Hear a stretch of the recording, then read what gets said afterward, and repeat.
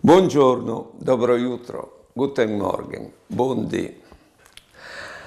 Il Vangelo, scusa, il mal che nos tocca te vite, ha di due qualità. Alle che il mal che viene dal destino e alle che il mal che viene dalle persone. Allora, il mal che viene dal destino è più facile di sopportare che non che l'altro, perché aveva detto chiaro, ma il mal che viene dalle persone al poteva anche non toccare, ha tu capito? Allora, stando che tutti o vin già avonde mal di quel che viene dal destino, impegnansi al manco il nuovo a non fa sta mal nessuna persona. Stin attenti, Buone giornate e buone vite.